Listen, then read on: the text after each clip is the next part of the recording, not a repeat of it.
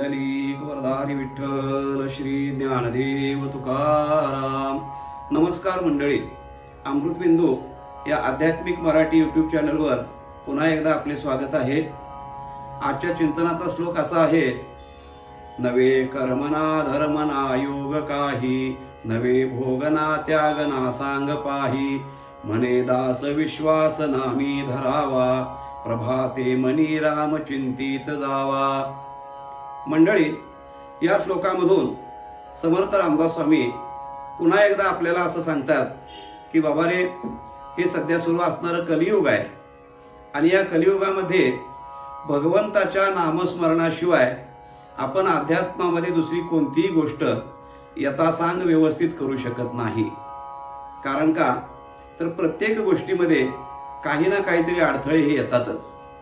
तुकाराम महाराजांनी सुद्धा एका ठिकाणी असं म्हटलेलं आहे: कर्म धर्म नवे सांग, उणे अंग पतन, उणे अंग पतन, उणे अंग पतन. महाराज म्हणतात, कर्म धर्म नवे सांग, उणे अंग पतन. कर्म धर्म हे जे काय आचार जे आहेत हे जर व्यवस्थित जर नाही झाले तर त्या ठिकाणी आपलं पतन होतं. याचा अर्थ आपण ज्या अवस्थेमध्ये आहोत त्याच्यापेक्षा खालच्या अवस्थेला जातो, कर्म मार्गामध्ये जर चूक झाली तर. म्हणून समर्थ या ठिकाणी म्हणतात, नवे कर्मना धर्मना योग काही. कलियुगामध्ये आपण कर्म आचार करायचा म्हटलं तर व्यवस्थित करू शकत नाही. मंडळी, एकच उदाहरण सांगतो त्याकरता. कोणतंही कर्म करायचं असेल तर त्याकरता संध्या करावी लागते, आचमन करावं लागतं. आणि ते आचमन करत असताना शास्त्राने आपल्या हातावर पाणी किती घ्यावं, केशवायन महा, माधवायन महा, नारायणायन महा म्हणत असताना पाणी घ्यायचं असतं. आणि त्या आचमनाचं पाणी किती घ्यावं हे शास्त्रानं प्रमाण सांगितलेलं आहे. एकनाथ महाराज असं म्हणतात, कर्मी आचमन करावे, माश मात्र उदक घ्यावे, निन्यात्वा अधिकत्वे पावे, दोष सुरापान सम. एकनाथ महाराज असं म्हणतात की बाबा, कर्म करताना आचमनासाठी जे पाणी घ्यायचं असतं, माश मात्र म्हणजे माश या शब्दाचा अर्थ संस्कृतमध्ये उडीद असा होतो. अर्धा उडीद भिजेल एवढंच पाणी हातावरती घ्यायचं असतं आणि त्याचं आचमन करायचं असतं. नाथ महाराज म्हणतात, त्याच्यामध्ये जर थोडं पाणी जास्त झालं किंवा अर्धा उडीद भिजण्याच्या जरा कमी पडलं तरी दारू पिल्याचा दोष आपल्याला लागतो, काही कारण नसताना. आता हे शक्य आहे का मंडळी? आपण उन्हाळ्यात जर आचमन करत असतो तर ओंजळवर पाणी घेणार तहान लागली म्हणून, थंडीच्या दिवसात आचमन करत असलं तर कमी घेणार, असं चालत नाही. मग कर्माच्या सुरुवातीलाच जर एवढे अडथळे असतील, एवढा दोष लागत असेल कारण नसताना, दारू पिण्याचा दोष काय साधी दोष, महादोष म्हटलेला आहे सुरापान म्हणजे, आणि तो कारण नसताना आपल्याला लागतो. का तर आपण कर्मामध्ये चूक केली म्हणून. म्हणून समर्थ म्हणतात की बाबांनो, या कलियुगामध्ये आपल्या हातून यथासांग कर्म घडणं शक्यच नाही. त्या कर्मामध्ये काही ना काहीतरी अडथळे येत असतात. म्हणून नवे कर्मना धर्मना योग काही. धर्म आचरण करायचं म्हटलं तर कलियुगामध्ये धर्माचरण सुद्धा तेवढं अवघड गोष्ट आहे. बघा किती अवघड गोष्ट आहे. प्रत्येकाचा धर्म सांगितलेला आहे कलियुगामध्ये. पितृधर्म सांगितलेला आहे, पुत्रधर्म सांगितलेला आहे, पतिव्रता धर्म सांगितलेला आहे. यापैकी कोणताही एक धर्म जर आचरण करायचं म्हटलं तर कलियुगामध्ये ते आपल्या हातून शक्य नाही. आपल्या हातून दोष होतात, चुका होतात, आणि त्या चुका झाल्या तर त्या धर्माचरणामध्ये सुद्धा त्या ठिकाणी दोष लागू शकतो. द्वापार युगातल्या, त्रेतायुगातल्या लोकांनी धर्माचं आचरण केलं.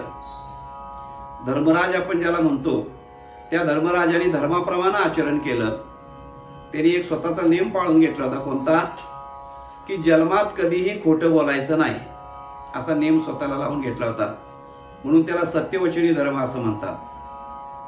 परंतु त्याला सुद्धा काही कारणानं नाईलाजास्तव खोटं बोलावं लागलं. प्रसंग आपल्याला माहिती आहे.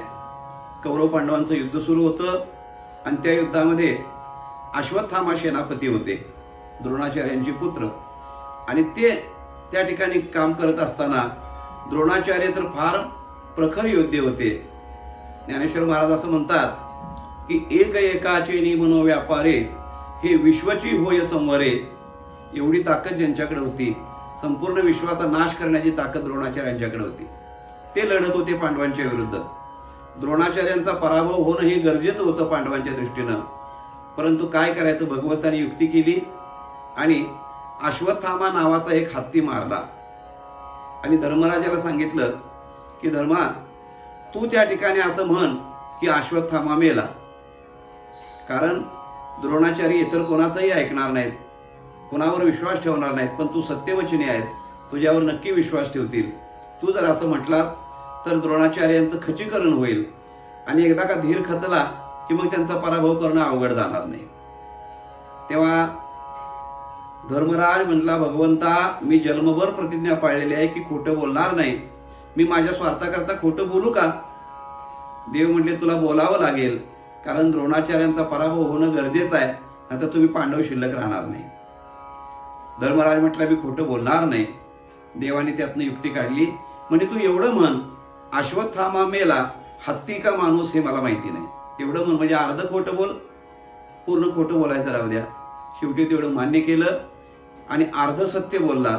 ज्यावेळेला द्रोणाचार्याने विचारलं की धर्मा, अश्वत्थामा मेला का? तेव्हा धर्मराज म्हणतात, हो गुरुजी, अश्वत्थामा मेला, पण हत्ती का माणूस हे माहिती नाही. हे म्हणत असताना भगवंतानी गंमत केली की अश्वत्थामा मेला एवढंच वाक्य त्यांच्या कानावर पडावं आणि पुढचं बोलत असताना जोरजोरात वाद्य वाजवायला सुरुवात केली. पुढचं बोलणं त्याच्या कानावरच पडू दिलं नाही. याचा अर्थ द्रोणाचार्यांचं खचीकरण झालं, आपला मुलगा मेला म्हणून, आणि ते युद्धामध्ये पराभूत झाले. सांगायचा मुद्दा असा की धर्म आचरण करणं, कोणत्याही नियमाच्या आचरणामध्ये जन्मभर वागणं हे तेवढं सोपं नाही. कलियुगामध्ये अनेक अडथळे येतात. म्हणून समर्थ सांगतात, नवे कर्मणा धर्मणा योग. योग जरी करायचा म्हणलं तरी फार कठीण आहे. ज्ञानेश्वर माऊली म्हणतात, योगाची या वाटा जे रिगालेगा सुभटा, तया दुःखाचाची वाटा भागा आला. योग करणं म्हणजे सती जाण्यासारखं आहे म्हणतात ज्ञानेश्वर महाराज. त्या काळामध्ये सती जाण्याची प्रथा होती. म्हणजे चितेवरती स्वतःला झोकून द्यायचं, पेटलेल्या चितेवर, आणि स्वतःला जाळून घ्यायचं. हे जितकं कठीण आहे तेवढं कठीण योग साधना करणं आहे. म्हणून तेही कलियुगामध्ये जमण्यासारखं नाही. याकरता नवे कर्मना धर्मना योग काही, नवे भोगना त्याग सांग पाही. कलियुगामध्ये भोगाचाही त्याग करता येत नाही आणि त्यागाचाही त्याग करता येत नाही. कशाचा भोग करावा, कशाचा त्याग करावा हे त्या ठिकाणी सांगितलेलं आहे. परंतु आपल्याला भोगही कळता येत नाहीत आणि त्यागही कळत नाही. आपल्याला काय भोगावं, काय त्यागावं हे आपल्याला कळत नाही. म्हणून समर्थ म्हणतात, ह्या गोष्टीचा आपण विचारच करू नये.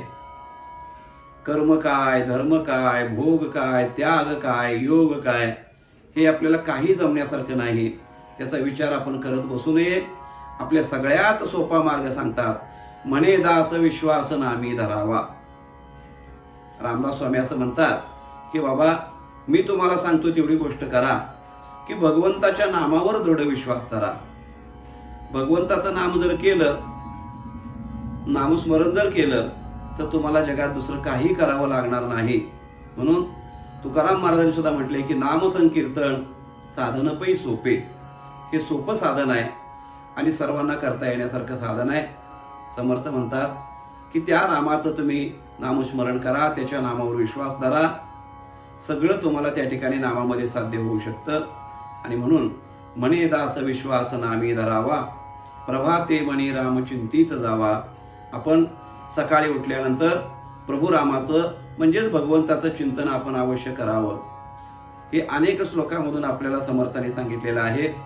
इथं प्रभाते मणी ह्याचा आणखीन एक अर्थ मंडळी आपल्या लक्षात असा येतो, आपल्या दिवसाची जशी सुरुवात असते, सकाळी दिवस उगवतो, दुपारच्या वेळेला माध्यान्ह होतो आणि सायंकाळी दिवस मावळतो. हे जसं दिवसाचं आहे तसं आपल्या आयुष्याचा सुद्धा सकाळ, दुपार आणि संध्याकाळ आहे. आयुष्याची सकाळ केव्हा? आपण ज्या वेळेला जन्माला येतो ती आपल्या आयुष्याची सकाळ आहे. माध्यान्ह केव्हा? आपण तारुण्यामध्ये असतो ते आपल्या आयुष्याचं माध्यान्ह आहे. आणि सायंकाळ म्हणजे आपलं वृद्धत्व आहे आणि दिवस मावळणं म्हणजे आपलं मरण आहे. हे आपल्या जीवनाच्या बाबतीत आहे. प्रभाते मनी रामचिंतित जावा याचा अर्थ बालपणीच परमार्थाला मनुष्यानं लागावं. मी लहानपणातून तरुण झाल्यानंतर परमार्थ करीन, तारुण्यातनं वृद्धत्वाकडे गेल्यानंतर परमार्थ करीन, असं जो म्हणतो त्याच्या जीवनामध्ये मरेपर्यंत परमार्थ कधीच घडत नाही. तो करीन करीन म्हणतो आणि एक दिवशी चौघांच्या खांद्यावरून गावाच्या बाहेर जातो बाबा. तेव्हा समर्थ म्हणतात, प्रभाते म्हणी, प्रभाते म्हणजे सकाळी. कोणत्या सकाळी? दिवसाच्या सकाळी तर करावंच, पण आयुष्याच्या सकाळी म्हणजे बालपणामध्ये आपण परमार्थाला जरूर लागलं पाहिजे. भक्त प्रल्हादानं तर आईच्या उदरामध्ये असतानाच नारायणाचा उच्चार करायला सुरुवात केला होता. ध्रुव बाळानंतर वयाच्या 5व्या वर्षी भगवंताच्या भेटीची ओढ धरली होती. ही बालपणामधून परमार्थाला गेलेली माणसं आहेत. नामदेव महाराज तर असं त्यांचं वर्णन केलेलं आहे की जन्माला आल्यानंतर विठ्ठल विठ्ठल नामस्मरण त्यांच्या मुखामध्ये होतं. बालपणापासून परमार्थाला लागावं, यालाच प्रभाते म्हणे असाही अर्थ लावता येतो.